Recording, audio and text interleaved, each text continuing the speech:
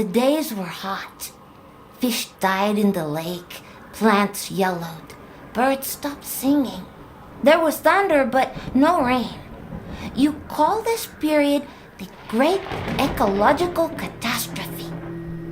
I heard my mother's heartbeat as she carried me to Alphaville. People chased us. I remember her driving and bison running by. Then we reached the flooded city with refugees in rubber boats. Suddenly, I couldn't find Mama. I was scared and alone. I'll never know whether she died or abandoned me. I only remember the rockets leaving for Mars. That night, the fighting started. I ran deep into the forest. A she-wolf found me and raised me with her cubs. People who didn't make it into the rockets were dying in combat and from the mutating environment. But we, the orphans and animals, didn't fight. Instead, together we adapted to nature that grew out of the rubble. Many moons passed, and then one day, some humans returned. They called themselves Martians. They flew around dressed in yellow. They went hunting and played golf. I would steal their golf balls for fun. It really upset them. Then one day, I found a dead Martian. I took off his helmet and put it on. There was music playing in it. After years of only speaking wolf, I listened to the Martian radio and learned human language again. After the group left, one full moon later, I was chasing a tasty bug when another spaceship with new Martians arrived. It soon became clear they were trouble.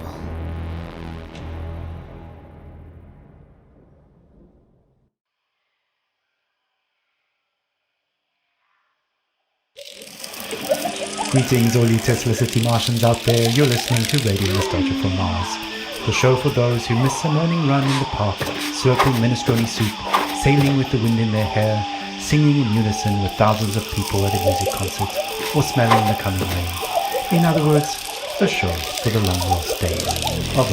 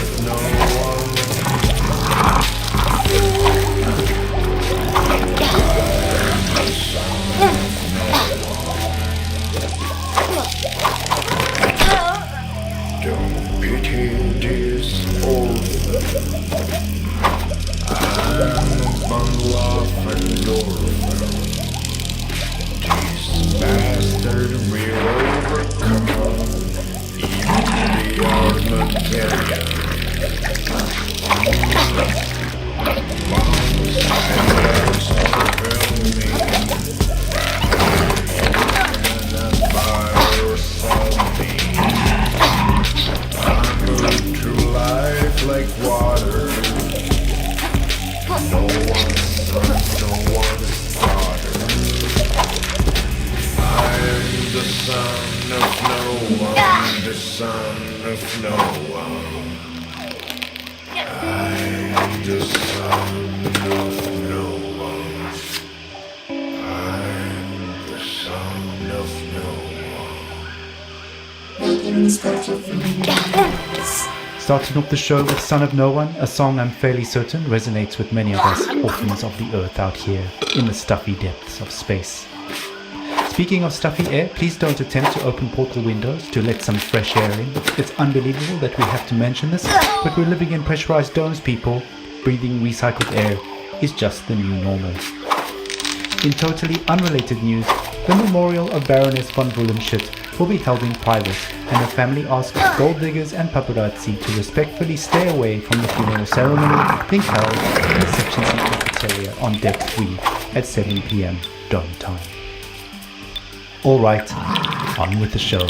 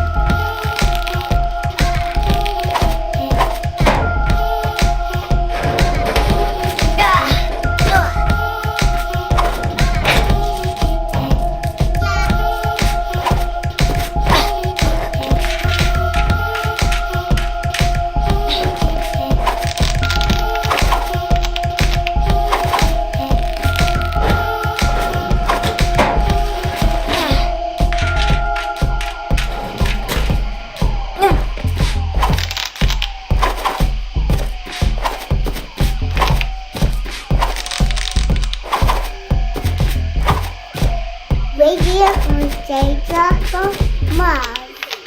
Ah, a little toddler pop there taking us back to the days of late-stage capitalism at its finest. Child labor never sounded so sweet. On that note, it's time for another story, a look back at life on the open road, and a look forward to the road ahead. Stories, memories, the good old days, original sources, authentic tales, hope, inspiration, drama, radio nostalgia from Mars. Crying while riding a Harley Davidson is the actual life. I'm serious. I tried to recreate that feeling here on Mars. So I took a Tesla City Delivery EVA for a spin on the Planitia Plains, but it's like driving a janky VR simulation. It made me miss riding my motorcycle, my Jolene, even more. At 35, for 30 days in the blistering heat of July, I took a 4,600 mile trip on a motorbike. We set off from California, we zigzagged up and down the country and covered 18 states all the way up to New York City where I was to take over my father's company. During the trip, what surprised me was how much of my thinking was practical. I didn't even know. I just focused on staying alive at 70 miles an hour on two wheels with crazy winds buffeting me in all directions. So while my mind was this constant barrage of compulsive thoughts, those thoughts were generally practical. Like, how do I get to that destination before dark? Am I drinking enough water? Am I hydrating? The bigger picture stuff of why am I doing this and what is life about anyway didn't come until later. We started the trip at the peak of California's infamous orange heat wave, and we rode it for 5 days in temperatures you wouldn't believe. Some mornings I'd have sweat dripping from my elbows before we even set off.